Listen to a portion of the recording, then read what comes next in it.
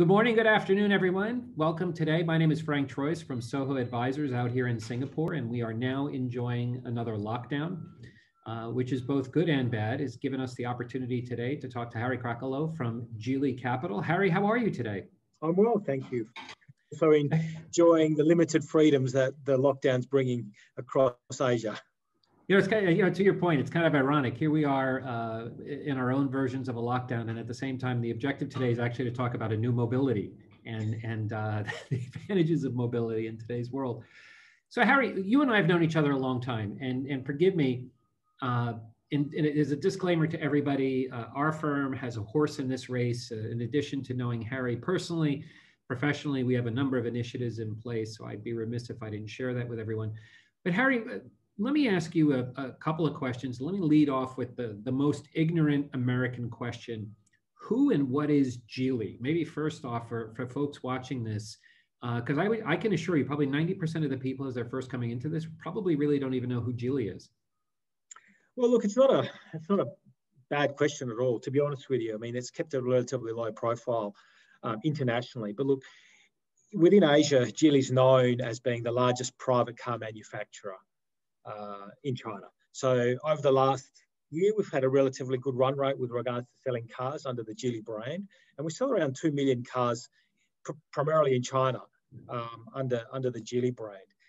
But since 2010, we've made some really interesting progress outward of China, and that most interesting progress is in owning Volvo. So in 2010, the group, Zhejiang Geely Group, bought Volvo cars from Ford at the time. And since then, it's had some really other interesting acquisitions.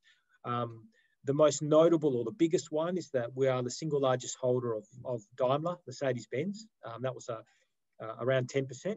We own Volvo Trucks, which is a little bit, or 13% of Volvo Trucks, which is a bit different to Volvo Cars, a separate business. And then some other really cool assets, like the vertical takeoff and landing businesses, which are quite exciting to talk about. One in Germany called Volcopter, the other one in the States called Terrafugio. Across Asia, we own Proton, and we picked up Lotus, the Lotus brand, which is a really exciting brand that people are familiar with. You know, James Bond, I think he's driven Aston Martins, but he's better known for driving Lotuses initially. And London Black Cabs, which we own. Mary Poppins would not travel in any other car, so we own that one too. But look, the coolest thing about Geely and working with Geely is that it is transforming.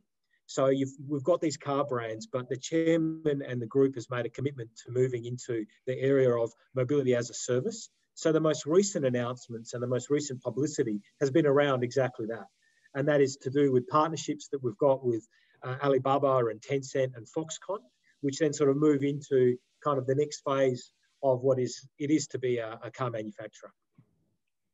That's fantastic. So, and you also, you guys have put your toes in the water a little bit on the financial services side as well. Is that correct? Yeah, we have. Thank you. So, and that was how I got to know Geely a little bit better, if you will, coming out of investment banking. And they acquired 51% of Saxo Bank. And look, at the time, it wasn't quite clear to me the strategy, but it is now. And it comes down to the way that our group could add value to that, to Saxo. So being the largest private car manufacturer in China means that the chairman and the executive committee of the group have a particularly good handle on how to work through the regulatory issues in China. And that's something that we know that the group could add value to when it comes to particularly financial services and Saxo. And then thinking one or two steps ahead, well, what will the interior cockpit and the telematics of a car look like? Well, if we are to go autonomous, there'll be far more productivity that the occupants of the car will be able to undertake. And look, financial services is one of them. And so, in the future, there will be even more ways that the group can integrate that particular investment into its mobility transformation. That's interesting. So really high concept, the idea being that if you or I are in the car and we're not driving it anymore, we can be having an interactive consumer experience. And from Geely's perspective, here within financial services, they actually have the ability to own part of that in terms of that UX. Is that correct? Absolutely. And look, if we kind of think about what selling cars is kind of just the that's going to become possibly a lower margin, a commoditized product, right? And that's one of the reasons why Geely, even really early on, had a joint venture with Tencent to provide Wi-Fi on bullet trains. It's about what does the occupant do whilst they're moving. And if they don't need to drive, well, they're probably going to do something, and that something could be financial services orientated, it could be productivity orientated, and it's the telematics and the interaction that the occupant has with the telematics, which could be an avenue for monetization. That's perfect. And Harry, how do we think about these movements in terms of like now in the United States in terms of energy and ESG? How is Geely thinking about this? Because in fact, it's interesting. You bring up autonomous driving, and Elon Musk recently just made a statement to that effect regarding Tesla. That ultimately is its end objective. But how do you see this integrating into the broader ecosystem? Where and how is Geely thinking about this? Well, I guess, look, there's a couple of ways to sort of, we think about just this kind of the dynamics that are occurring. One is from a top-down or a macro perspective where people aren't being forced to change, right? Now, you've got China policy, just as an example, stated that by 2030, 40% of new cars will be EVs, right? And it's partly because of this push from a regulatory point of view to move the world to a decarbonised state. So that's one, and that sort of is enacted across the EU. They're focused on tax, emissions tax and rebates. I think in France, they offer something like 12,000 euros to EV buyers.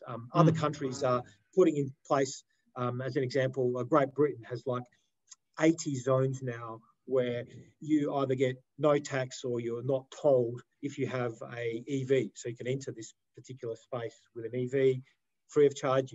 Not the case if you've got an internal combustion engine car. Then there's other examples where most countries are just phasing out internal combustion engines. In fact, Norway, I think, will be one of the first by 2025. They have, I think, a target of 50% adoption of EV cars, and by 2030, no internal combustion cars. So from a top-down perspective, there's enough regulatory pressure. And then from a bottom-up perspective, people just like EVs, right? If you ask the younger generation, well, what kind of car do you want to drive?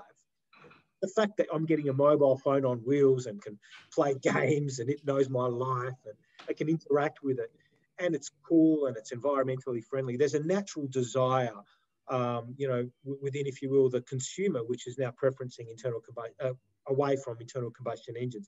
So Geely's kind of just, I think, thinking about how do we now position the company with regards to being ahead of the regulatory game, and then also accommodating what investors want.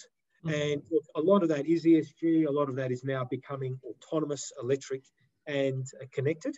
And then part of it is also non-car ownership as well, right? So mobility as a social infrastructure, micro-mobility. So there are a lot of moving dynamics, but the first part is, within our business that's the most visible is just going electric, right? The next part is then working with regulators to enable further electrification. And that comes through cost reductions in batteries, and then further adoption of infrastructure, which then enables, if you will, that natural want to go ahead and buy the EV because range anxiety is diminished. And so they're the first two things, but then the next things will be some of those other things that we spoke about: telematics, autonomy, and mobility as a service. And Harry, this is all incredible. How to slowly segue into the fund and some of the investment mandate that you have. Yeah. Is Geely thinking about this in an Asia-centric role? Is it Europe? Is it the US? Is it global? How is Geely thinking about this globally? Well, look, I wouldn't dare to know the mind of our chairman. It's kind of like sort of, I know the mind of God, right? I'm not going to go quite there. But look, what we've noticed, and what the kind of the conversations that we do have within the group are that, look, it is a global phenomenon. That, just about every country has these macro policies and genuine desires to sort of, move towards, once again, an electric, autonomous, connected future. But the solution itself will be could be very different depending on the country. So, as an example, India and Southeast Asia, Thailand, Vietnam, Indonesia, they've got their own different problems to Singapore, as an example, right? Mm-hmm. Singapore, no range anxiety, possibly the perfect place to own an EV. One charge gets you about seven laps around the island minimum, right? Yeah. So that is a very different problem to solve compared to Southeast Asia, and they may have a different way to get to a connected, autonomous, and shared future. In the same way, Singapore might still get to a connected, autonomous, and shared future, and that might be more to do with two-wheelers, or it might be more to do with a different type of modality. But it's still moving that way, and the technologies that we invest in are still going to be relevant. And that's the way we sort of think about it, is what is the most scalable of the things that we can invest in when it comes to the fund that could be used everywhere, knowing that the solutions will be different as they're implemented across different geographies. That's great. And Harry, let's use that as a perfect segue to the fund. And again, for our viewers' edification. So, you were a banker, you were on the dark side. It was wonderful to share with you the process as you were transitioning. And how did the fund come about? And more importantly, this was a big change for you personally and professionally, where you're now the co-CEO of Geely Capital. And maybe you can give folks a little bit of some of the history as to why you made the transition and what about this is so exciting for you. Well, I guess, look, spent 20 odd years in Asia now, in investment banking, and just was lucky enough, I guess, at some point in time to come out and meet the Geely executive team. And they were working on that transaction we spoke about, Daimler. And Daimler was, one of their bigger transactions. Look, that transaction was already in play when I got there. I added some value to, I guess, the thought process about how it was managed to Treasury, who are doing already a fantastic job of managing it anyway. But then I played a little bit more of a role with how they integrated Saxo and what they thought about Saxo. But at that time, what got me excited was generally just learning more about Geely. So now understanding that there is this transformation that the company was going through, and that they have 5 different research centres, 20,000 research scientists in each of these centres. It's a big organisation. And, we just got talking about, well, how could we add value to the group? And one of the ways that we thought about it is that we would set up under Geely Financial a asset management business that would be run separately from the group, but would invest in the new mobility sector. Now, why would that be interesting to the group? Well, the group likes the idea of having at least a connection, even if it's a minority one, with a whole lot of assets that might be relevant to it in the future. It knows that even with the resources that it's got available to it, it still needs to seek the intellect and the ingenuity and innovation of others outside of the group. So that's why we make investments outside of the group. Then the question is, well, how do you make those investments? There is a particularly, it can be easy, it can be hard, but moving money often onshore from China and external can sometimes be tricky because of foreign currency control. So we decided that we would have an external pool of capital based here in Hong Kong, or managed here in Hong Kong, that would make those investments. The other reason why we thought about this external pool of capital and then ultimately inviting external shareholders to come in, or external investors to come in, is that when companies are approached by Geely, they love the idea of getting a contract from Geely. They don't necessarily like the idea of giving equity, in all cases, to Geely. That might limit their potential to get contracts or business from other car manufacturers, or that stake in them may be seen as strategic.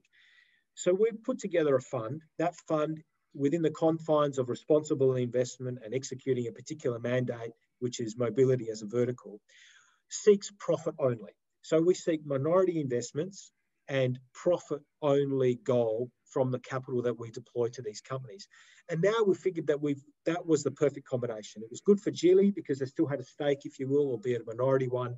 across multiple potential companies that could be of interest to them.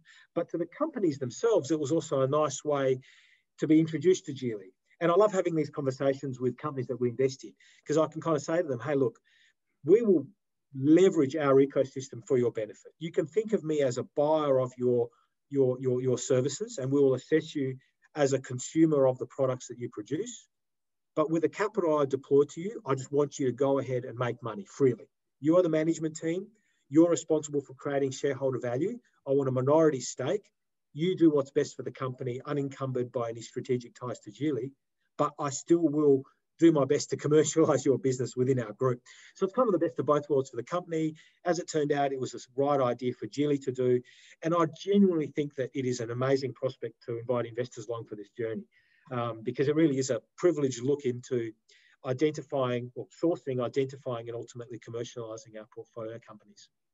And Harry, you bring up a good point. And even though I know the answer to this question, I'm going to ask you it anyway, because there's a nuance there to what you're saying, in that here you are, you're in the position as an external entity to the company where you can leverage the strong value proposition that Geely affords a potential investment company. So one, the commercial relationship, totally get that. But two, why other corp, if I put this under the corp dev umbrella, or other corp dev teams would say, look, I've got the parent, they are my sole source of capital. There's also the secret agenda, which is, hey, at the end of the day, maybe we just buy the company. Why the need for outside capital? What does that do? And again, I know the answer to this, and you know the answer to this, but why is that important in this model, given the strong institutional relationship and candidly sponsorship you already have from Geely? Well, there's a couple of reasons, but I guess the main one is companies really like the idea of the money that we deploy being non-strategic. Mm-hmm. In other words, you've got the money from us, but you're unhindered with the way you run your company. So we will look at board observer seats. I don't necessarily want a board role. Now, if that company wants to do a deal with Geely or any of our anchor sponsors, it does so, and I don't have to worry about any governance issues that surround my deployment. Right? It's a minority stake, and it's up to the management team to do right by all shareholders, of which we're a minority. So it made sense from a governance point of view, and from a Geely perspective point of view, it doesn't hinder any relationships they can have with the company. And the same token, it gives the company freedom to tell their other potential customers, being other car companies, that, hey, these guys are financial only, and they're in it for maximizing their value. But it still gives them a look into the ecosystem as well. So I think it just marries up the best of both worlds. Look, the other reason that we like the idea of external capital is that, within Geely, it's a very entrepreneurial group, quite honestly. I mean, and it has to be because of the disruption that's occurring. The group itself is founded on entrepreneurialism. But what that means as far as group entities such as ours is that it has to stand up on its own 2 feet. Right? It doesn't receive, if you will, continual support monetary-wise from our group. And so for that to happen, we need to run this to an institutional-grade product. Right? The GLY team members are paid and incentivized solely by the good running of the fund and solely by the good financial outcomes that come to GLY capital management, not from Geely Group. And so to do that, we couldn't always rely, if you will, on the group. And look, the last reason why we wanted external capital is that we had a good look at how corporate venture capital funds work. And there are some great ones out there, but by and large, I think they struggle. And the reason why I think they struggle is that the people making decisions within corporate venture capital funds are kind of caught. Do you get rewarded for making a strategic bet, or do you get rewarded for making a financial bet, right? And fact is, you don't get rewarded for either, right? Right. So can you attract the best talent financially, that are going to make great financial decisions within a corporate venture capital fund? And I'd hasten to say not really, because the perfect fund manager will want to essentially have something they can transport with them. And if you're being constrained and being assessed on a strategic level as opposed to a financial level, that doesn't bode well as what I'd call a traditional fund manager when building out a business. And so, you know, for a number of reasons, we thought, no, this will be set up independently. We'll have a licensed entity, we're SFC licensed, we'll bring on people that have experience within funds management. We'll build an institutional grade product around that, yet we will leverage that ecosystem, you know, to the benefit of the LPs. But there is a shared and mutual goal in doing so, which does benefit, if you will, our group as well. And Harry, you bring up, there's a subtlety to one of the points that you just brought up. How now are you seeing deal flow? So is deal flow coming to you directly, and or is it coming from Geely? And part two of that question is it a requirement that the investment that you make, that they have a commercial relationship with Geely? In other words, could you look at something and say, hey, you guys have already got contracts with everybody else except us? Is it a requirement that Geely use them commercially, or can you make that investment independent of that? Yeah, so we can do independent. We're independent. So, but look, I'll come back to your I guess the first question, the sourcing aspect of it. The fact is that Geely is quite a large company, and Volvo and the rest of it. So for the companies that we look at, we prefer to look at companies that are in the growth stage. And admittedly, what's happening with SPACs, that's sort of, you know, warped. You know, timelines have been warped with regards to the traditional funding routes. But we like the idea of investing, as I mentioned, in minority stakes into companies that already have gone through proof of concept, so a little later stage. And by that very nature, if they've already got something out there, they're probably already talking to our group. Right? Fact is that they're probably trying to sell something to Volvo or have approached Volvo already. So what we do with our engagement is just help them further along that conversation. We take an active interest in them. They may be referred to us, quite honestly, from anywhere. We may, now that we've, I guess, come out publicly and our fund has had its first close and there's some publicity around that, we are now getting approached directly, and we have been for a while. But if it doesn't really matter where the lead comes from, be it internal, direct, or from even an investment bank, we'll first, you know, take it to the Geely Research Institute if it hasn't been there, or we'll further the conversation or accelerate its engagement at the Geely Research Institute, you know, for the company. And the primary reason we do that is because we want to get the technical insight, which gives us the advantage that we think we have over other fund management companies. So the engagement we bring them, and companies love that, because ultimately, if they're going to sell something to Geely or Volvo or somewhere, they have to go through that process anyway. Mm-hmm. And so we will help them with that navigational process. And then, do we need to invest if there's a contract, or does it have to have a contract value? The answer is no. But in most cases, our LPs like the idea of us having evaluated it, having a positive view on it. It would be hard for me to justify to our LPs, hey, we've done a technical review and it looks terrible, but we're still investing. Right. Now, just because it looks good doesn't necessarily mean that Geely will give them a contract, but it does sort of fuel, if you will, our confidence in the investment. What we'll then ask is, well, okay, when would Geely or Volvo or one others, what would the purchasing managers think of this? And this is now a crucial kind of conversation, because if I look at a data room and a company says, I'm about to get contracts from 10 other car companies, well, I can validate that. I can either assess, together with the purchasing managers that are internal to my team, as well as the technical validation, kind of what I think is the real probability of these guys actually commercializing with their prospect list. Mm-hmm. And so even though Geely might not give them a contract, or might be a few years away from giving a contract, that insight could still lead me to a positive outcome when it comes to assessing the potential portfolio company, because now I've got confidence in their prospect list. And so, you know, it's a bit of a longer answer that we don't need commercial value from Geely, although it obviously helps. Either way, the insight is invaluable in assessing whether or not it is applicable for the fund. Now, Harry, you know, you're going to have every right to tease me, because as I'm looking at the time, I'm realizing we could easily go for another 30 to 60 minutes. Let me ask you one last question, and if you don't mind, we're going to need to do this again, because I think we can talk on a number of topics. how, let me ask you two questions. One more tactical and one strategic. On the tactical side, obviously Geely is an enormous organization. So first question would be, how quickly can you and your team turn around an investment?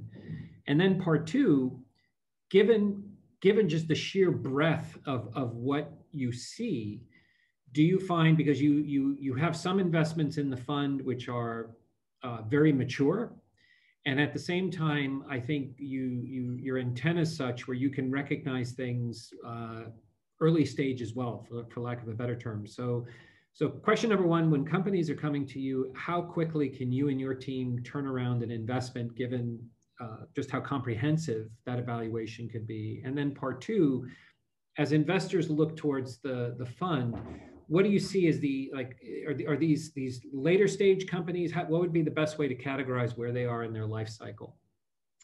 Yeah, so maybe the first question, sorry, your second question first. We look for companies that have got a liquidity event within the next 5 years. And that liquidity event could be a buyout, it could be a listing, it could be a de-SPAC, it could be, anyway, we need to get out. And look, we want to make sure that this first fund is just a knockout success. And the reason being, right, is that without this one being a success, there is no second one. We understand that. And so we've got what we think is an offering, which I think is de-risked to some extent. But part of that de-risking is, looking at those later stage companies. And then the question is, well, if you're looking at later stage companies with liquidity events for the next 5 years, what realistically is your expected return, right? If it's a de-risk portfolio. And we still believe that we can get what a true venture capital type of portfolio returns, 20 plus returns on these assets, because we do have privileged access or a privileged entry point to each of the companies that we invest in, right? When we go in as financial investors, like I mentioned, but we unashamedly leverage the fact that we could give you a contract. And so we want a better deal than if you just give me a PowerPoint from another investment bank as part of a round. So that's kind of the second part of your question. And then when it comes to how quickly we can do it, there's an interesting kind of, there was a particular, I can't remember, one of the guys at Volvo mentioned this about kind of how Geely and Volvo are a little bit different. And one of the good things about our company, or the way that Li Shufu in particular, who's our Geely chairman, has managed that Volvo relationship, is he's respected Volvo's autonomy. If you ask anyone, is Volvo Chinese owned? And I think they'll probably won't know that it is, Yeah, as you said, ask a Swedish person, what's the identity of Volvo? It's kind of for king and country. It's Swedish. Yeah. It's Nordic. Yeah. So absolutely. He's done a very good job of doing that. But there are obviously some cultural dynamics which are, play out here. And if you sort of ask a group of engineers, okay, you need to drive from here to here, and one group's Chinese and the other one's Swedish. Well, the Swedish guys will get together, they'll form a little committee, they'll work out the best way to get from that point to that point, and then they'll get into the car. In the meantime, the Chinese guys are already, they're already halfway there, right? And so when it comes to kind of how fast we can move through the process itself of an investment, we take the Chinese methodology, right? We move very quickly on an investment. That doesn't mean to say that we shortcut anything, right? And so the chairman of our investment committee, I've known him for a good 20 years as well, is a chap called John Walker. He used to be the chairman of Macquarie in Asia. He doesn't vote on our investment committee, but he holds us to what is an institutional grade process. So good governance, and then more importantly, the steps that we go through, the due diligence modules. We take our commercial, legal, IP, and ESG due diligence modules very seriously. And then we get external confirmatory due diligence as part of that investment committee package to make sure that we're not diluting ourselves before we submit anything. So there is a specific process that we go through. And obviously, we then tag on the technical validation from our research centres. But there is a process that we go through, but we can move through it quickly. And so, yeah, that's happy to share more on that, in each of those processes and the steps at any time if anyone's got questions on that. Absolutely. And it's funny, I was smiling at several points. We didn't even get into the Volocopter. We could have spent 15, 20 minutes just on them. Polestar could have been another hour and a half easily. So we've done a very good job powering through a lot today. So Harry, thank you very, very much for today. Greatly appreciate your time. Hey, Frank, always a pleasure. As I said, felt like I just rambled, so we can ramble again anytime you like. Happy to do it with you. Fantastic. Thank you. And for everybody listening and watching to this recording, thank you again. If you want any more information on Geely Capital, feel free to reach out to us and the link on our website. And Harry, we're definitely going to have you back on soon. So thank you again for today. Look forward to it. Same here, my friend. Take care. Have a great weekend. Bye-bye.